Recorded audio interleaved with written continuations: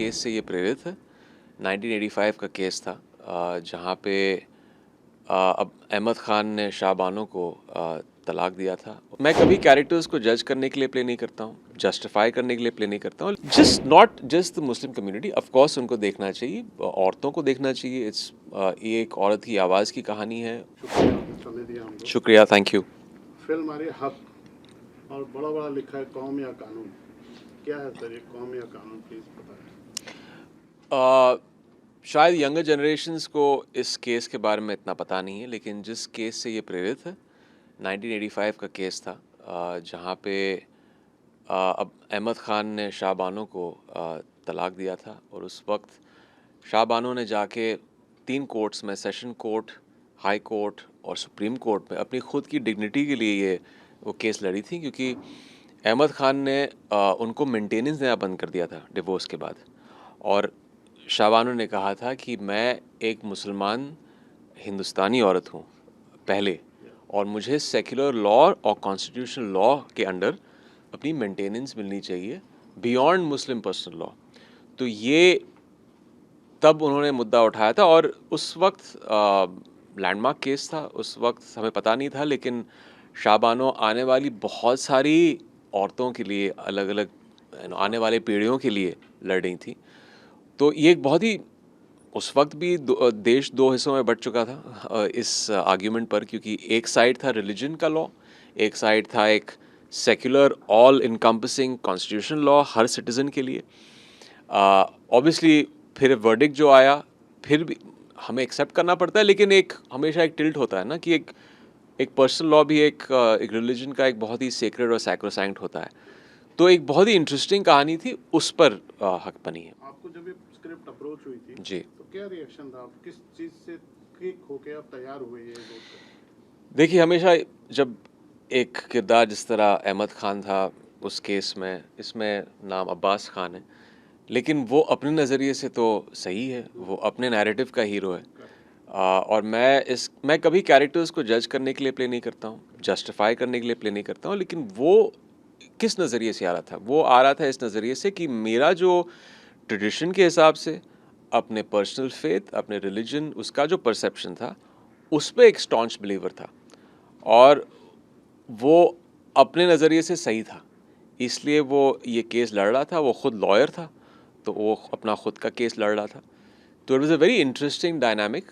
और मैं फिर से कहूँगा कि मैं जस्टिफाई करने के लिए कैरेक्टर प्ले नहीं कर रहा हूँ। मैं इस कैरेक्टर को कभी एक विलन की तरह नहीं देखता हूँ। अगर मैं खुद इसको एक विलन की तरह देखने लगूँ तो मैं वैसे ही प्ले करूँगा उसको। ये ऐसी फिल्म है जहाँ पे आप जब थिएटर से बाहर निकलेंगे, हाँ it is pro women, women एक उनकी डिग्निटी के लिए, उनकी इक्वालिटी ऑफ राइट्स के लिए वो एक मुद्दा हमने उठाया है। But at the same time अगर आपको लगे, जहाँ फाइनल मोनोलॉग और फिल्म के दौरान आपको लगे अच्छा अहमद भी, अब्बास भी कहीं अपने नज़रिए से, क्योंकि जो एनवायरनमेंट में पला बड़ा था, जो इसकी कंडीशनिंग थी, वो सही था अपनी तरफ, तो हमने अपना काम कर लिया है। तो ये फिल्म किसी तरह का जजमेंट हम नहीं दे रहे हैं, उंगली नहीं उठा रहे हैं, बस एक बहुत ही अनबायस्ड तरीके से हमने केस को आपको दिखाया है। फिर आप आप पे है, आप किस नज़रिए से थिएटर से बाहर निकलते हैं।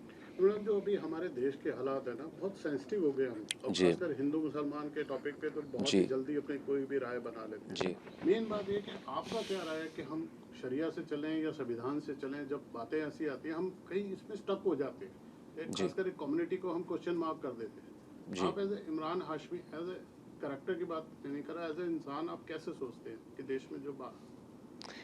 देखिए सेंटिमेंट्स के बारे में अभी मैं ज़्यादा उसमें नहीं जाना चाहूँगा, बस मैं इस फिल्म के कॉन्टेक्स्ट में कहना चाहूँगा कि मैंने कल प्रेस कॉन्फ्रेंस में भी कहा था कि मैंने इस फिल्म को, जब फिल्म की स्क्रिप्ट पढ़ी थी, तो यस मैंने एक क्रिएटिव एक एक्टर के नज़रिए से देखा था, लेकिन पहली बार अपने करियर में मुझे देखना पड़ा कि एक सेंसिटिविटी जहाँ पे होती है, एक कॉम को लेकर, कम्युनिटी को लेकर, मेरी कम्युनिटी को लेकर, आई हैव टू बी थोड़ा कॉग्निसेंट, और एक अलग तरीके से मुझे इसको एनालाइज करना पड़ेगा।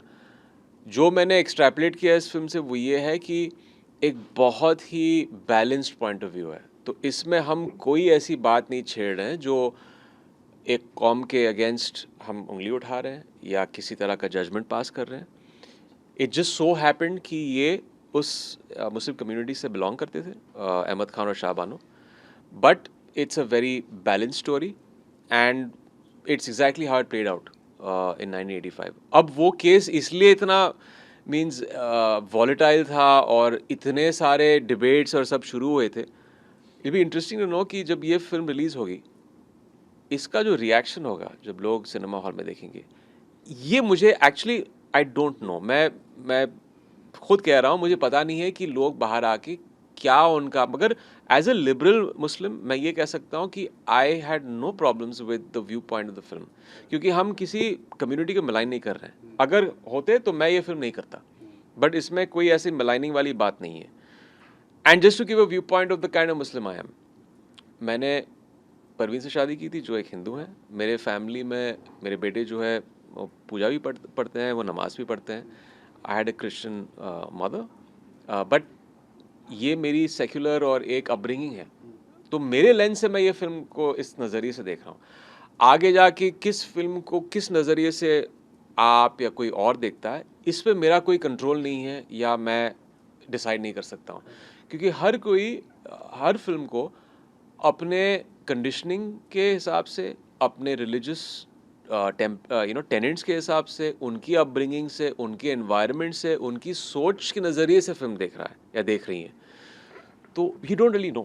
जैसे आपने बताया आपने हिंदू से शादी की है परवीन जी को, मैं आपको जानता हूँ इसलिए मैं ये सवाल पूछ रहा हूँ। आपके बेटे पूजा भी करते जी हैं आपके घर में, इस बात से भी कम्युनिटी को कई प्रॉब्लम होती है। आपके घर में पूजा जी। हो रही है तो उस पर सवाल उठाने भी मुस्लिम होते हैं, तो वो कैसे उस चीज़ को हैंडल करते हो? देखिए, हैंडल करने की बात नहीं है। मैं अपनी ज़िंदगी को बस जिस तरह मुझे लगता है सही है उस तरह जी रहा हूँ।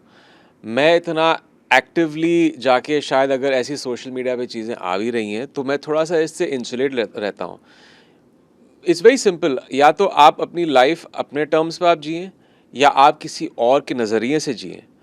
The latter is the worst thing, क्योंकि आप हमेशा सोचते रहते हैं कि वो क्या सोच रहा है और या मुझे अपनी लाइफ को उसके हिसाब से जीना चाहिए।